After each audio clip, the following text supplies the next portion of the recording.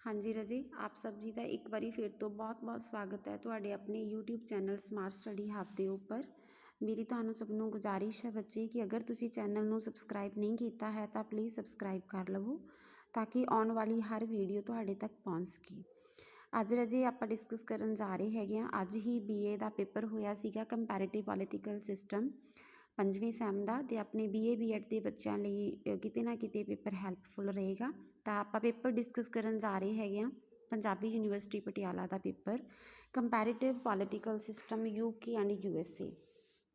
The candidate are required to attempt 2 questions each from section A and B carrying 10.5 marks each, and the entire section C is consisting of 14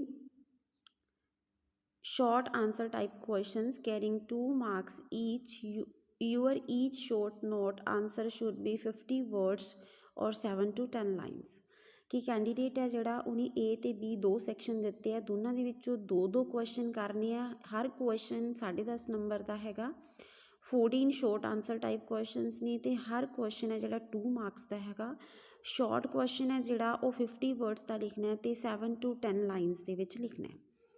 section ए दे विच जो question आए बटे first is define comparative politics, discuss it's scope.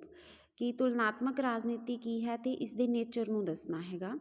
तो सब तो पहला रजे तुसी comparative का meaning, politics का मीनिंग, फिर कंपैरेटिव पॉलिटिक्स का मीनिंग, फिर 2 डेफिनेशनस, फिर कनकलूजन, तो फिर उसके स्कोप के पॉइंट लिख के रजे लास्ट के विच फिर तुसी कनकलूड करना है।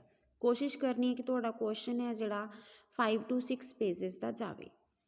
सैकेंड क्वेश्चन है write down the importance of comparative method.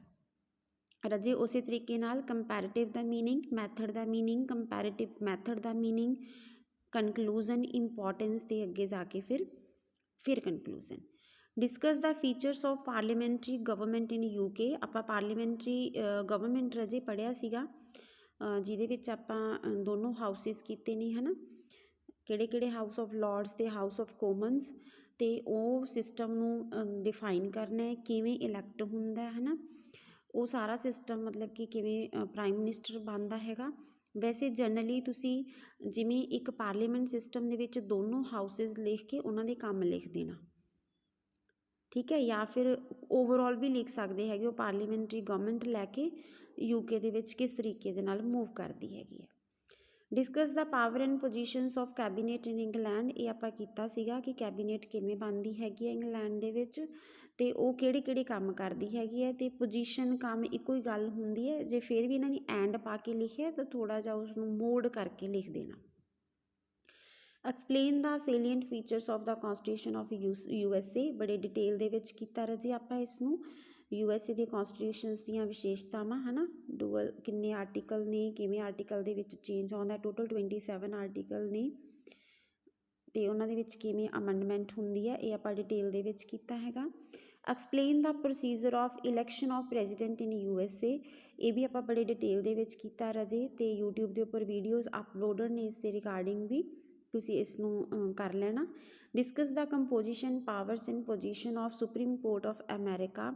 ये वैसे छोटा है क्वेश्चन, पर कंपोजिशन, पावर्स ते पोजीशन लिखोगे थोड़ा वड्डा हो जाएगा। वैसे छोटा क्वेश्चन हैगा, मतलब कि 5 पेजिज का बनना नहीं हैगा, बट 4 पेजिज भी तुसी अगर अथेंटिक लिखते हो तो गुड हैगा, लिख सकते हैगे हो।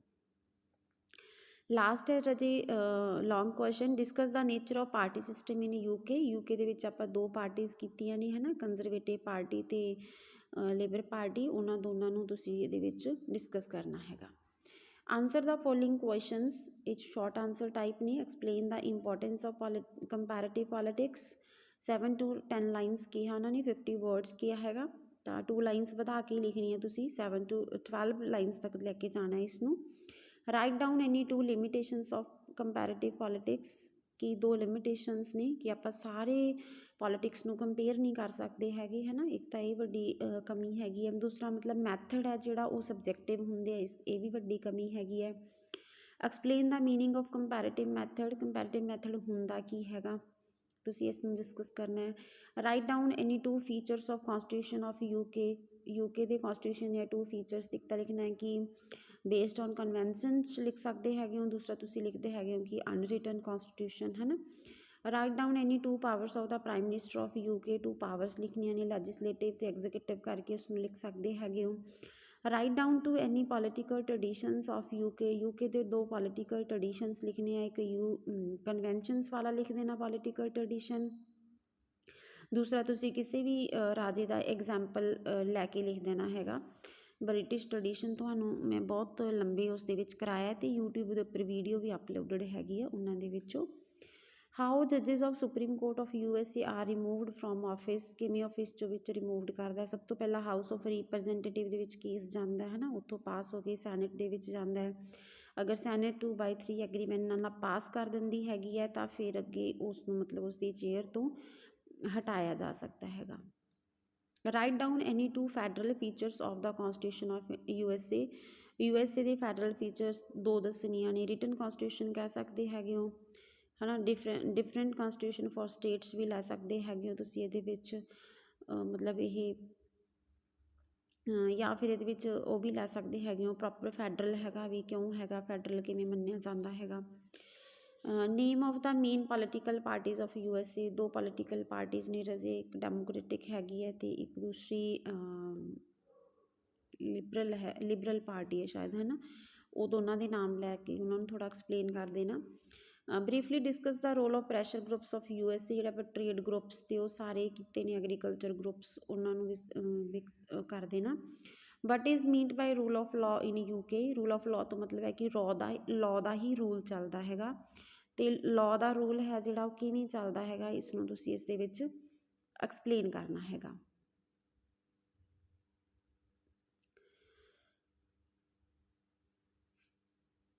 Discuss the nature of federal system in USA, nature ਦੱਸਣਾ ਹੈ ਕਿ ਉਹਦੀ ਪ੍ਰਕਿਰਤੀ ਕੀ ਹੈਗੀ ਹੈ। ਉਹਦੇ ਵਿੱਚ ਇਹੀ ਆਏਗਾ ਰਾਜੇ, ਯੂਨਿਟਰੀ ਅਲੱਗ ਹੈ, ਪ੍ਰੈਜ਼ੀਡੈਂਸ਼ੀਅਲ ਗਵਰਨਮੈਂਟ ਹੈਗੀ ਹੈ, ਠੀਕ ਹੈ। ਉਹਦੇ ਵਿੱਚ ਜਿਹੜੀਆਂ ਕਨਵੈਨਸ਼ਨਸ ਬਣਦੀਆਂ ਨੇ ਉਹ ਪ੍ਰੈਜ਼ੀਡੈਂਟ ਦੀ ਇਲੈਕਸ਼ਨ ਤੱਕ ਰਹਿੰਦੀਆਂ ਨੇ, ਬਾਅਦ ਦੇ ਵਿੱਚ ਖ਼ਤਮ ਹੋ ਜਾਂਦੀਆਂ ਨੇ, ਅਤੇ ਇੱਕ ਫੈਡਰੇਸ਼ਨ ਬਣਿਆ ਹੋਇਆ 50 ਰਾਜਾਂ ਦਾ।